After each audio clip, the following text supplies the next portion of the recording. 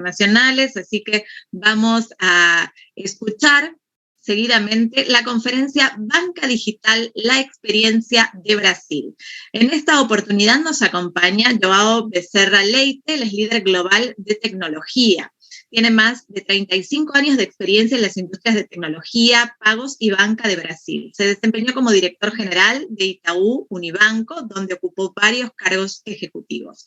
Tiene una licenciatura en Ingeniería Electrónica del Instituto Mauá de Tecnología y cursos de extensión de Columbia Business School, Wharton, Swiss Finance Institute, INSPER, FGV, y Singularity University. Actualmente es mentor e inversor de FinTech y un influencer de D&I y forma parte de varios consejos asesores. Nos acompaña él desde Brasil y nos acompaña también, como el día de ayer, que nos ha brindado su conferencia, Mauricio Albán Salas. Él es líder de transformación. En los últimos 5 años se ha convertido en un emprendedor, teniendo el privilegio de ser parte del equipo fundador de B89, el primer neobanco del Perú. Es fundador de Winos.us, empresa de servicios financieros. Mauricio va a entrevistar a Joao, Mauricio desde España, va a entrevistar a Joao desde Brasil, y nosotros vamos a deleitarnos y escuchar esta conferencia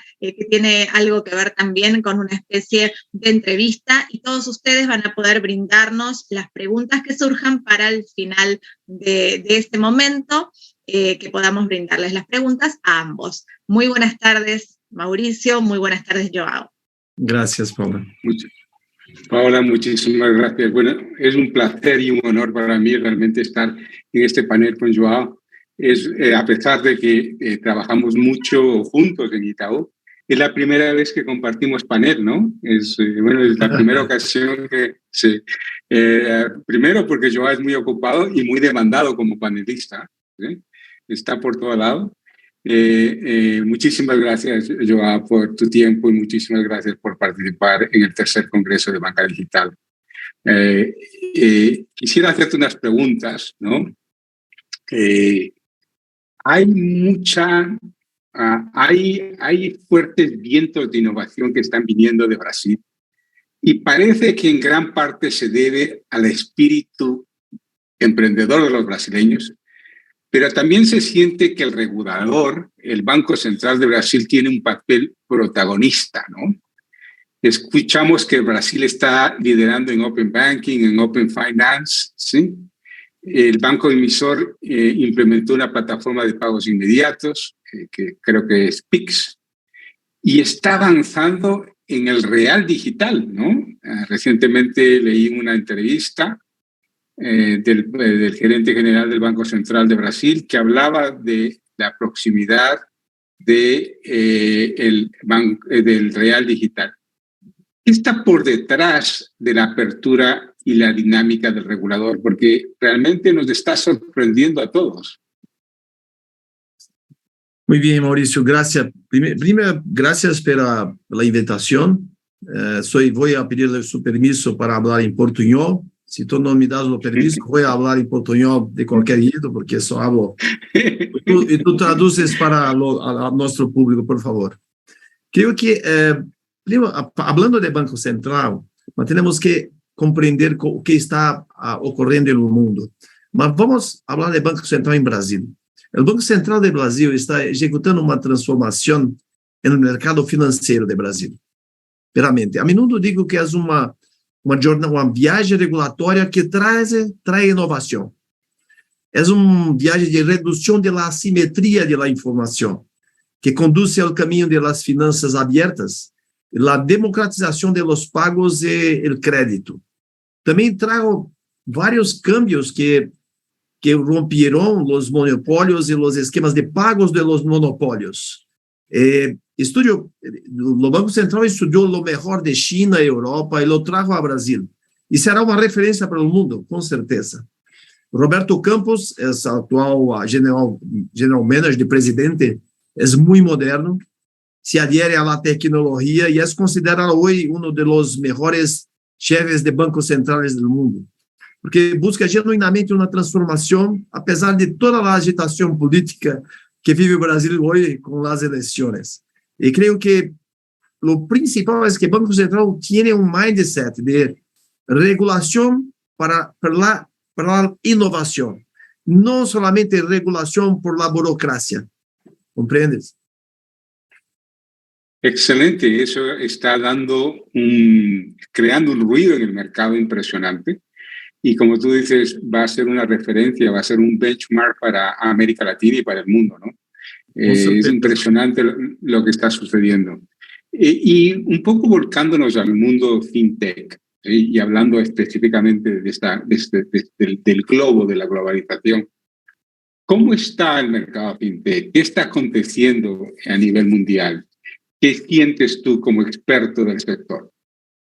Bien, es interesante observar lo que está ocurriendo en el mundo, porque las principales financial hubs no mundo se convierten ahora en fintech hubs. ¿Y por qué? ¿Cómo eso ocurre? Primero, hay un fomento, esas hubs, esas financial hubs, hay un fuerte fomento al espíritu empresarial, emprendedorismo. Hay regiones con alta generación de talentos. Hay inversores con recursos disponibles, a pesar, todavía tenemos esa crisis. Y lo principal punto es que cuando hay un regulador moderno, las financial hubs se convierten en fintech hubs. Eso está ocurriendo en Brasil también. Y se observó en otras regiones, otros países, en otras ciudades como Singapur, como Londres y otros. Mas tenemos que observar el modelo de negocio bancario. El actual modelo de negocio bancario está quebrado. Procesos dos bancos fueron baseados por séculos en edificios, en personas, se construyeron durante siglos en la tecnología, cimentó esos procesos generando los grandes legados que tenemos hoy. Entonces, la transformación digital no se trata de digitalizar los procesos antiguos, seculares, y sin de rediseñarlos. Ese es un problema que los bancos tienen hoy. Los grandes bancos exitosos tienen un problema muy serio para acelerar la transformación, su propio éxito. Ese es un gran problema para se cambiar. Así que las fintechs que quitan fricciones al sistema financiero y conocen nichos de mercado, se han estabelecido con soluciones espectaculares que los bancos no consiguen desarrollar. Todo esto ha favorecido el ágil éxito de los bancos digitales centrados en el cliente, en las experiencias mucho más do que en los productos. Así, una tendencia importante hoy en día, además del volumen de clientes para aumentar la valoración, es la búsqueda de rentabilidad, que es fundamental para que estos players consoliden su jornada. A nivel mundial, hay hoy 300 nuevos bancos digitales exitosos en términos de volumen de clientes. Sin embargo, solo 13 de ellos han logrado generar retornos positivos hasta el momento. Todavía tienen grandes valuations. 10 de estos players operan en Asia y tienen como un punto común su origen en gigantes tecnológicos o de retail que durante años han construido ecosistemas robustos e enfocados en la experiencia.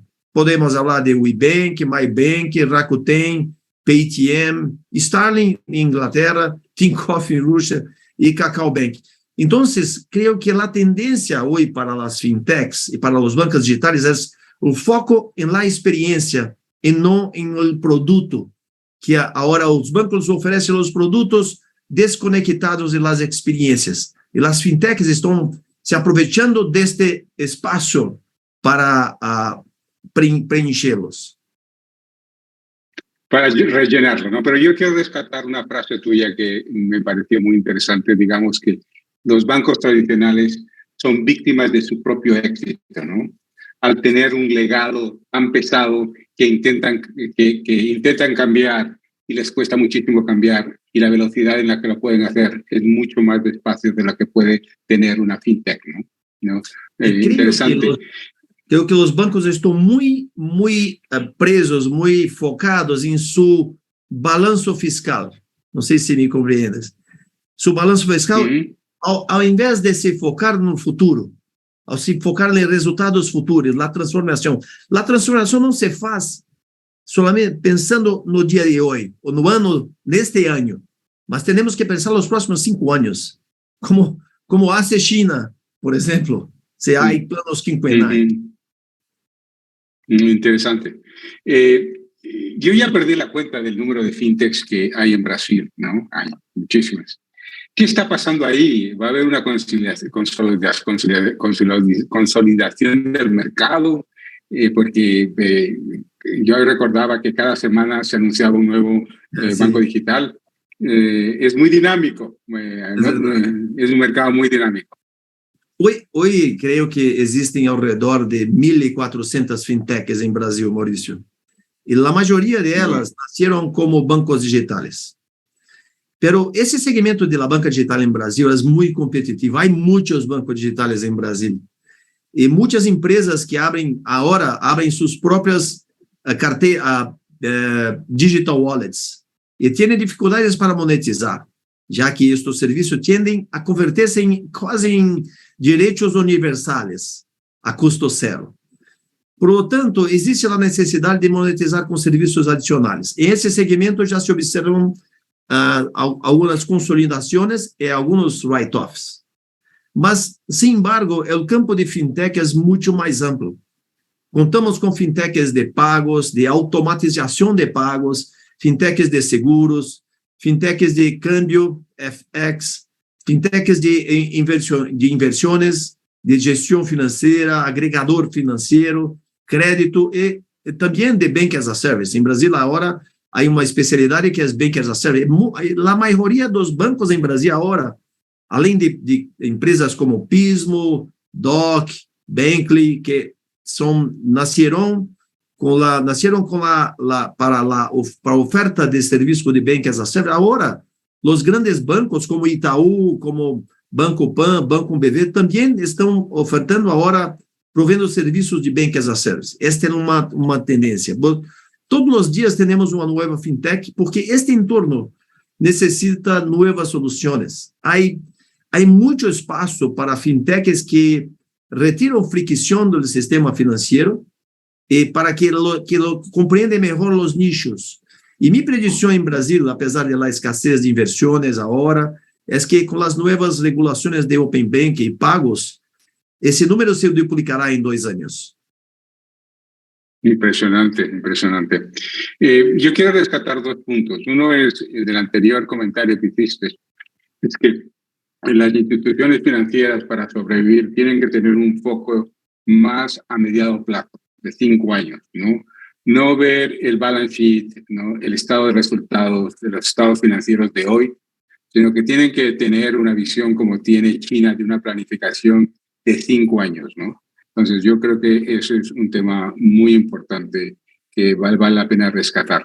Y el otro tema que me encanta, y ya te he escuchado decir varias veces, es que los bancos tienen que migrar de producto a experiencia.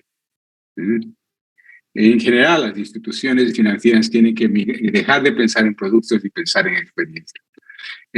Vale, me parece muy interesante tu observación.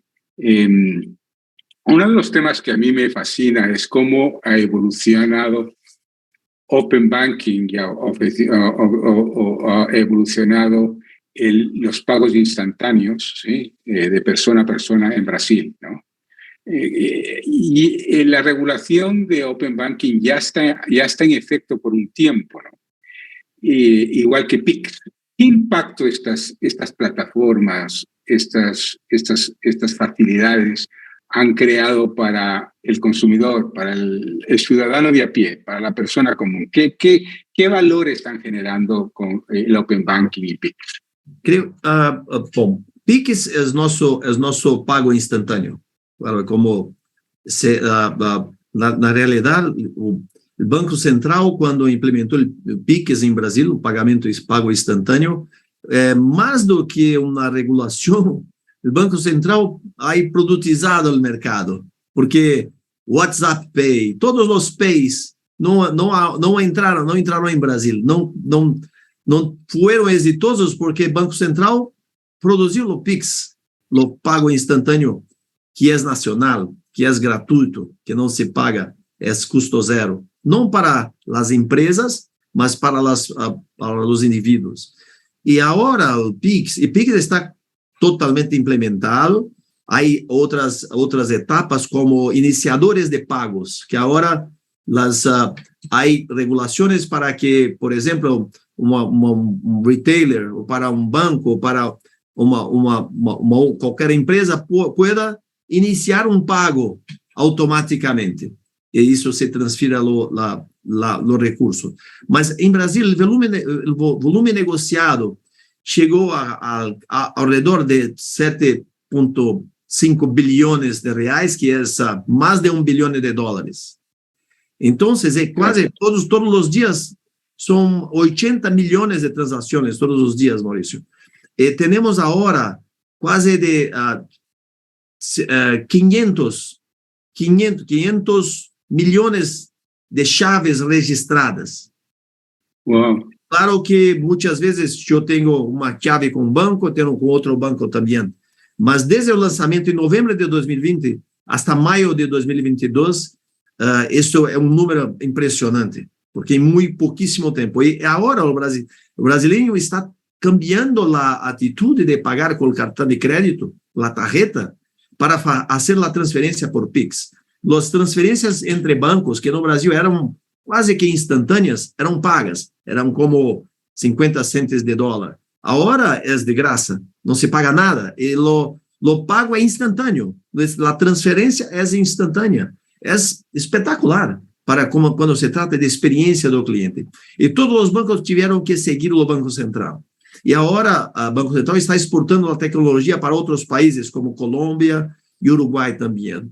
Mas não é só o Pix, porque mesmo se pensa em termos de telecomunicações, agora, microcrédito com tecnologia mobile, através de máquinas, já são feitas por 40 milhões de microempresários em Brasil. E há uma expectativa disso também crescer muito. E o Real Digital também está em estúdio para 2023. Há uma alta resistência dos bancos por temor a desintermediação financeira. Os bancos suscetíveis de ser prestados. Né? No mundo, 90 bancos centrais estão estudando o tema. Em Bahamas ha implementado a moeda digital, China está em piloto. E agora o Brasil está empezando um piloto para a implementação em 2023. Em termos de Open Banking e Open Finance, Open Banking está apenas empezando, está na sua segunda etapa, há 2 etapas mais. E agora já há, desde que se iniciou todo o cadastramento, temos cerca de 7 milhões de usuários já registrados para operar o Open Banking e compartilhar seus dados. E a expectativa é de 10 milhões de autorizações para o fim deste ano. E na fase 4, onde entram produtos de seguros, inversões e pensões, já está planificado para um marco regulatório unificado junto com nosso regulador de valores e também com a Superintendência de Seguros. Aí é um trabalho espetacular que o Banco Central vem coordenando. Sí, a mí me parece increíble, digamos, el paso que ha dado el Banco Central, el regulador, el Banco Emisor de Brasil, de no simplemente ser un legislador, sino un actor importante en el ecosistema, ¿no? Y eso es una gran diferencia, ¿no? Una gran diferencia del rol del emisor simplemente emitiendo reglas a ser un implementador de una solución que evidentemente está pensada para que ayude a todas las personas, que sea muy democrática, ¿no? Y yo también me quedé muy impresionado la última vez que estuve en Brasil, que ya la gente no te cobra con tarjeta, ¿no? Te cobra con Pix, ¿sí? Es verdad. Te vas a comprar un helado en la calle, ¿sí? O una cajita de maíz que venden ahí con margarina, se cobran con Pix. Sí, impresionante el tema. Aún tenemos un hábito de sacar la tarjeta y pagar con la tarjeta, mas creo que eso va a cambiar mucho. porque é muito mais barato se pagar com Pix para Claro. todos. Sí. La siguiente pregunta que tengo es un poco más genérica, ¿no? ¿Qué está pasando en el mundo con respecto en general? Si miramos en tu bola de cristal, que es muy buena, ¿sí? ¿Qué es lo que está por venir en el sector financiero, Becerra?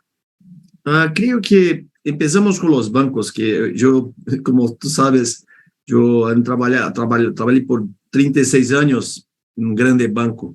Y los últimos 3 años tengo acompañado este mundo fintech, esta arena fintech, y también veo que los bancos están se movimentando, estão se movendo, mas los grandes bancos se convirtieron en bancos espagueti, porque los grandes bancos han crecido por concentración de otros, por adquisiciones, y la tecnología los trouxe a se converter em bancos espagueti. E agora tendrão que modernizar-se tecnologicamente e convertir-se em bancos Lego, em composable banks. Lego, sabes, de piezas. De piezas. Tiene que se transformar em Lego bancos para associar-se e mover-se rápido. Esta é uma tendência. Isto vai ocorrer porque os bancos têm que se modernizar, porque os bancos digitais já nascem Lego banks. Já han nascido composable banks. Outra tendência é que os pagos rápidos, os pagos instantâneos, já estão transformando no mercado. Isso é um exemplo em Brasil a se seguir em Sul-América. E temos empresas, por exemplo, como Mastercard, que ha comprado a Vocalink em Inglaterra, exatamente para trabalhar os fast payments. Então, os fast payments é uma tendência. E já em China, o volume de pagos em China já é muito maior que os pagos no mundo com tarjeta de créditos, só com os pagos instantâneos.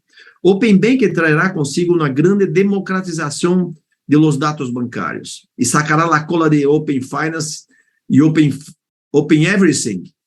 Quando digo Open Everything, não é somente Open Finance, é seguros, inversões, pensiones, mas também Open Energy, Open Health. Então, a simetria da informação é ponto muito importante. Então, reduzir a simetria da informação é a base para a democratização dos pagos e do crédito. É o que está fazendo o Banco Central em Brasil e creio que é o que vai ocorrer no resto do mundo. Singapura está fazendo o mesmo. A moneda digital é uma tendência e se implementará em Brasil em 2023. E a moneda digital para muitos países é uma forma de se implementar o pago instantâneo. No caso de Brasil, de China, não é. É muito mais uma maneira de reduzir o custo do Brasil e também de se conectar para exportação e importação. No caso de China, por exemplo, a moneda digital é uma questão de soberania, porque daqui a 50 anos, talvez a yuan digital seja a moneda de fato no lugar do dólar. Outra tendência é o DeFi, Decentralized Finance, já está se adotando. Sou advisor de uma fintech de Bélgica, fintech belga, que presta dinheiro a fintechs em Brasil, utilizando Solana. Então, isso já é uma realidade. Os ativos digitais são outras tendências e estarão presentes em todo o mundo. E, finalmente, o metaverso trata de outra experiência. Mas, entretanto, creio que, para mim, a próxima revolução nesse segmento conduzirá à monetização de dados, quando a propriedade seja mais importante que a privacidade. E no mundo capitalista, a propriedade é importante, né? E aqui em Brasil já estamos falando de Data Savings Accounts, para que todos os brasileiros, quando podem compartilhar seus dados, valorando os dados. Este é algo muito importante, porque no futuro poderemos fazer pago com nossos dados. E isso a monetização de dados é uma grande revolução que creio que é, na minha opinião, a mais importante que virá em breve. Bueno, Becerra, muchísimas gracias. Vamos a dar paso a ver si tenemos tiempo para preguntas. Obviamente contigo podemos seguir conversando por horas de horas, ¿sí? Y como siempre me engañas que dices que no hablas español, sí, pero hablas perfectamente, se te entiende muy bien. No es verdad. Pero bueno, Paula, ¿tenemos alguna pregunta o tenemos tiempo para contestarlas? Sí, por supuesto, tenemos tiempo. Mauricio, tienes razón, lo ha hecho perfecto y se ha entendido perfecto todo. Lo hago, muy bien. Gracias. Bien, algunas preguntas que van llegando. Algunos dicen que el éxito de los bancos digitales de Brasil como Nubank, Itaú, han sido las altas inversiones que han recibido. ¿Piensas, Joao, lo mismo? Well, cuando se habla de banca digital en Brasil, el primer nombre que viene a la mente es Nubank, que ya tiene 60 millones de clientes. Se compara mucho Nubank con Itaú, no se puede comparar, son players totalmente diferentes, totalmente diversos. Porque es verdad, Nubank ha crecido mucho porque ha recibido muchas inversiones. Y lo management de Nubank fue muy exitoso en traer las inversiones de entrar con un producto con una experiencia más simple, algo más simpático, que lo público así, muy fácil de usar, muy simples. Embora tenga 60 millones de clientes, o retorno dos clientes é muito menor que Itaú, por exemplo, mas isso é muito importante porque ha implementado um modelo operacional que é replicável. Está agora replicando em Colômbia e México também. E isso é muito importante para os inversionistas. Por exemplo, agora, um mês atrás, Nubank começou a ofertar bitcoins em sua app. Em 3 semanas, Nubank tem agora 1 milhão de inversionistas em criptomoedas em sua app. Agora, logicamente, eu também comprei também criptomoedas, mas $1. E aí, agora, Nubank tem 1 milhão de clientes, não importa se é $1 ou se é $10 ou se é $1 milhão que eles han comprado. Mas o mais importante é que os inversionistas estão observando o Nubank e dizendo, nossa, 1 milhão de clientes. Então, Nubank tem sido muito exitoso. Por em termos de crédito, não se pode comparar, por exemplo, Nubank com Itaú. Quando Itaú tem um potencial de préstamo que é 200 vezes maior que Nubank. Mas Nubank tem sido muito exitoso, tem uma equipe muito fantástica, construindo uma plataforma tecnológica e agora tendo uma estratégia de expansão para fora do Brasil. Então, as inversões foram muito importantes para o Nubank, ainda são. Nubank está buscando ainda em busca do break-even, mas já é uma importante instituição em Brasil, exatamente pelo volume que há traído para sus cuentas. Tengo una pregunta también para Mauricio y dice, ¿cuáles serían las tendencias que observas que van a seguir los bancos digitales? Por ejemplo, enfocarse en mercados nichos, ofrecer productos diferentes a los financieros. ¿Qué crees? Hay una tendencia clara y que Becerra me gustaría que también agreguen esto, que es la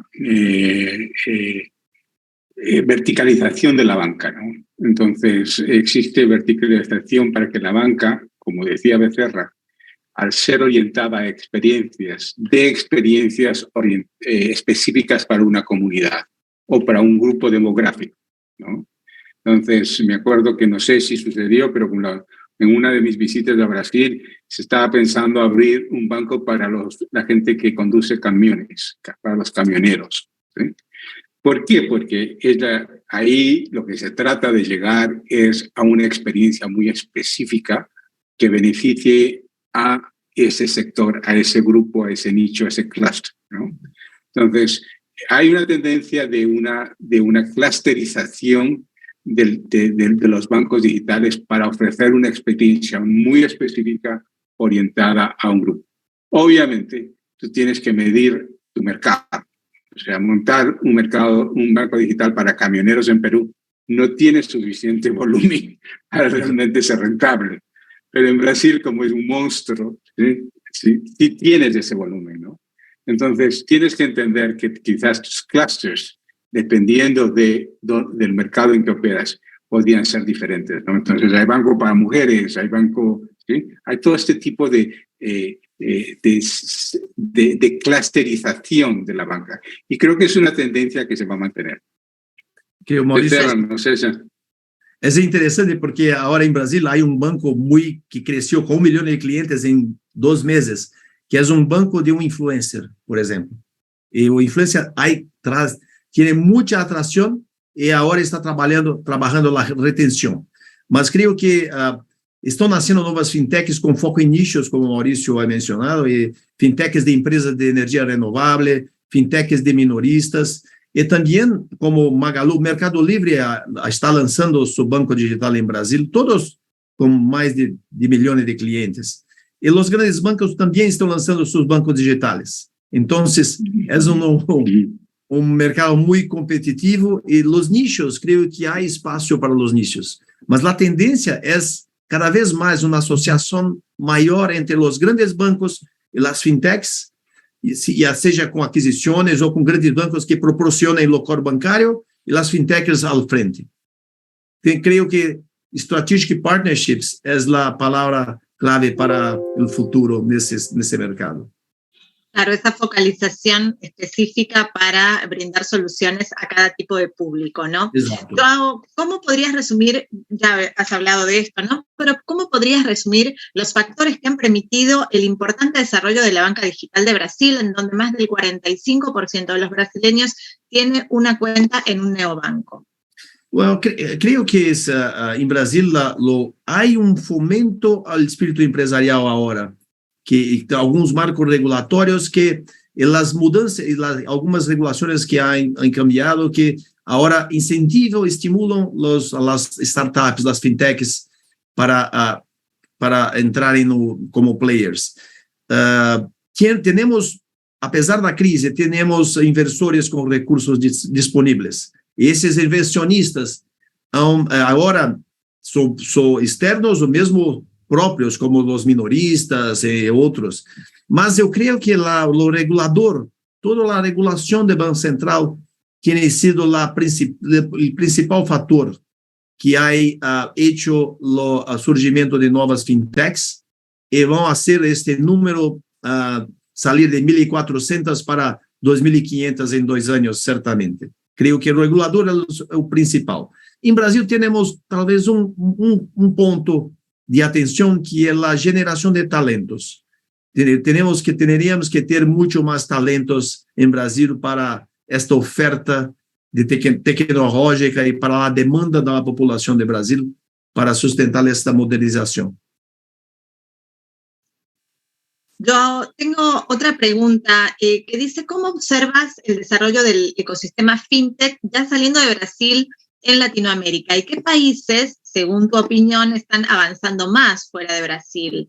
¿Y qué sabes del mercado peruano con respecto a este tema? Bom, creio que toda a evolução é muito conectada com a regulação. Assim, creio que México está caminhando mais rápido que outros países. E conheço o Peru bem também, e creio que Peru tem ponto muito interessante. Há empreendedorismo, há muito espírito de transformação em Peru, e há também muitos bons talentos em Peru que se podem aproveitar para se fazer uma transformação. Mas creio que há muito os inversores muitas vezes não han percebido as oportunidades em Peru, e muitas vezes a política não ajuda também, como em Brasil. Mas creio que México é que, depois de Brasil, é quem talvez estaria preparado para um próximo passo, México e Colômbia. Mas tudo depende da regulação. A atuação do Banco Central é muito, muito, muito importante para que haja êxito nestes próximos passos. Espero que Eduardo Torres Llosa nos esté escuchando, que es el gerente general del Banco Central del Perú, del Banco Emisor. Sí, yo estoy de acuerdo con Joao y me gustaría insistir. Realmente Yo viví en Brasil hace algunos años y la diferencia que ha marcado el cambio de actitud del regulador es un antes y un después. ¿Sí? Y yo creo que es una lección que deberíamos tratar de compartir y casi educar a nuestros reguladores que su papel va más allá de simplemente legislativo y lo que tiene que ser un papel activo en la transformación. Tengo una pregunta de Mónica López Castro y justamente, Mauricio, quiero aprovechar por este comentario que has hecho de que has vivido en Brasil también, por supuesto, para Joao. También la pregunta, ella nos escribe desde Colombia y dice, según su opinión de ambos, ¿qué le falta a Latinoamérica para llegar al punto de banca actual de Brasil, más allá de la regulación que justamente es lo que apuntaban? Más allá de la regulación, ¿sí? La verdad, o sea, mi opinión personal, ¿sí?